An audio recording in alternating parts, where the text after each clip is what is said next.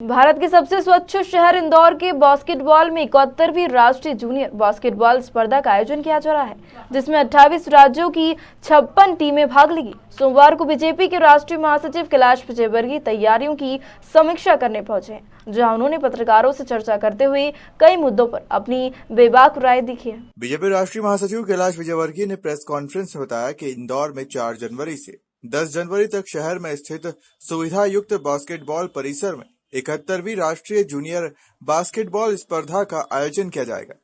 इस आयोजन में इंदौर शहर में ये आयोजन 12 साल बाद आयोजित किया जा रहा है, जिसको लेकर तमाम तरह की सुविधाएं खिलाड़ियों के लिए उपलब्ध कराई गई है। इस स्पर्धा में 28 राज्यों से 56 टीमें हिस्सा लेंगी, जिनमें कुल 840 खिलाड़ी और 250 से ज्यादा अधिकारी रहेंगे।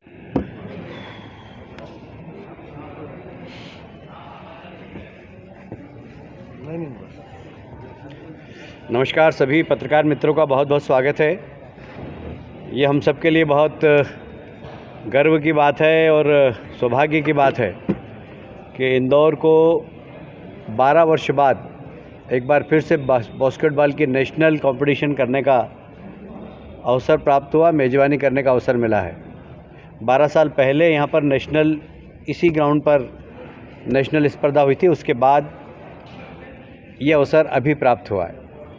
आप सभी जानते हैं इंदौर मेज़बानी के लिए बहुत फेमस है, तो इंदौर की मेहमान नवाजी बहुत अच्छी हो, हमने इस बात की चिंता की है। लगभग 28 प्रांतों से 56 टीमें आने वाली हैं यहाँ पर।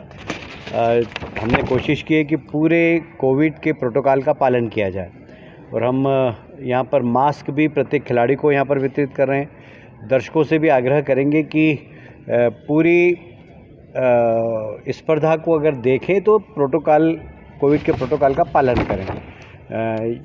अभी लगभग हमारे जितने भी नेशनल जितने भी पदाधिकारी हैं वो सब यहाँ पर आ चुके हैं। मैं यदि मंच से मैं परिचय कराऊँ तो कुलविंदर गिल हमारे स्टेट प्रेसिडेंट हैं, सेक्रेटरी हमारे अविनाश आनंद जी हैं, हमारे नेशनल ट्रेजरर हैं जी रघोत्तम जी पांडिचेरी से आए हुए हैं, मिस्टर अजय सूद हिमाचल प्रदेश से हैं, mister normal technical committee chairman Telangana से हमारे टेक्निकल कमेटी के चेयरमैन हैं, पटेल साहब हैं। इधर हमारे मोयरा के हमारे स्पॉन्सर है वो हैं, डॉक्टर बंडी साहब हैं, हमारे सूरी जी हैं जो कि पूरी खिलाड़ियों के आवास की व्यवस्था को देख रहे हैं। तो सबको जिम्मेदारी बांट दी गई है और मुझे लगता है कि ये एक बहुत सक्सेसफुल इवेंट हो, इसके लिए हम सब लोग लगे हुए हैं। कल इसका उद्घाटन है। अनुराग ठाकुर जी आने वाले थे, किंतु अनुराग ठाकुर जी नहीं आ रहे हैं। उनके ही विभाग के राज्य मंत्री श्री निशित प्रमाणिक आ रहे हैं। अनुराग जी को प्रधानमंत्री जी का कार्यक्रम पांडिचेरी में है 12 तारीख को, तो उसकी व्यवस्था के लिए जाना पड़ रहा है। इसलिए कल उनका फ़ोन आया कि मैं नहीं आ पा रहा हूँ, पर मेरे राज्य मंत्री यहाँ आ रहे हैं। तो खेल राज्य मंत्री निशित प्रमाणिक जी कल यहाँ पर आएंगे और साथ ही मध्य प्रदेश के खेल मंत्री श्रीमंत यशोधरा राजे भी यहाँ पर उपस्थित रहेंगी। कंट्रीब्यूशन भोपाल को मिलता है, जितनी चीज़ें भोपाल को मिलती है इंदौर पिछड़ जाता है, खासकर सारी जिम्मेदारी लेने के मामले में भी। तो कहाँ मतलब सरकार की इच्छा शक्ति इंदौर को लेकर थोड़ा सा नहीं, सरकार की मदद भी मिलती है, पर इंदौर स्वाभिमानी शहर है। कटोरा लेके नहीं जाता है, बांटता है। पॉलिटिकल हो जाए सब। पॉलिटिकल नहीं है, स्पोर्ट्स का है। पॉलिटिकल के लिए कल भी हूँ मैं यहाँ पर, कल अपन बैठेंगे। थैंक यू भाई। मतलब महाराष्ट्र को मौका मिलना चाहिए इस मामले में, जो कार्रवाई नहीं हो रही है जो चीज़। देखिए, मुझे लगता है कि संतों के बारे में कोई टीका टिप्पणी ज़्यादा उचित भी नहीं और मैं चाहता भी नहीं कि कोई करें, पर हाँ संयमित भाषा होना चाहिए। पर इस प्रकार कानून का उपयोग करना, कई चीज़ें ऐसी होती हैं जो समझाइश से भी की जा सकती है।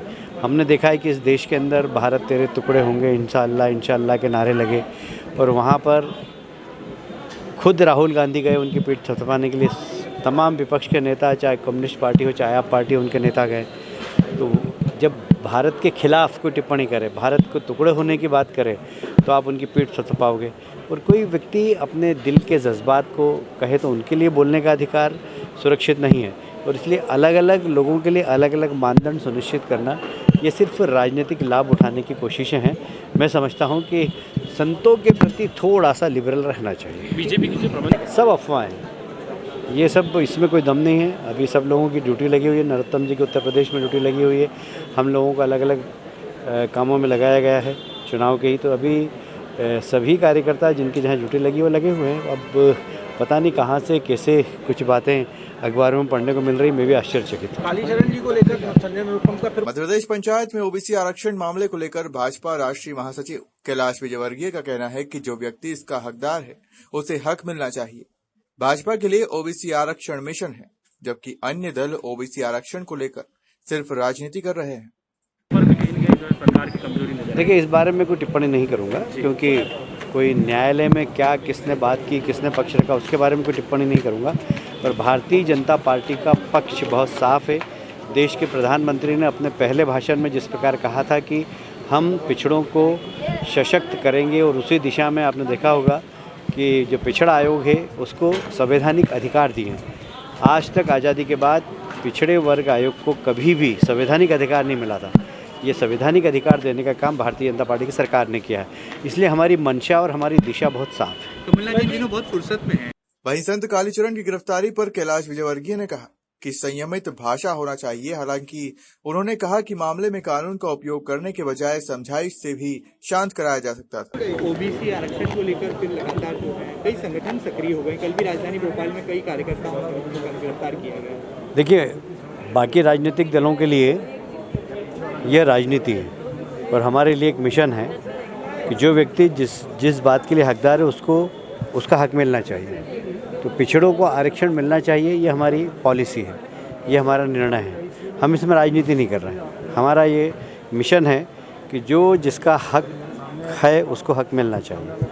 इसलिए हम उस मिशन मोड पर काम कर रहे हैं। लोग राजनीति कर रहे हैं, लोग प्रदर्शन कर रहे हैं। अरे भाई, भारतीय जनता पार्टी कर ही रही तो आप प्रदर्शन किस बात का कर रहे हैं? तो मुझे लगता है कि हर चीज़ में लोग राजनीति करते हैं, हम हर चीज़ में राजनीति नहीं करते। सरकार के अपना पक्ष रखने में कहीं इंदौर से अंशुल मुकाती की रिपोर्ट।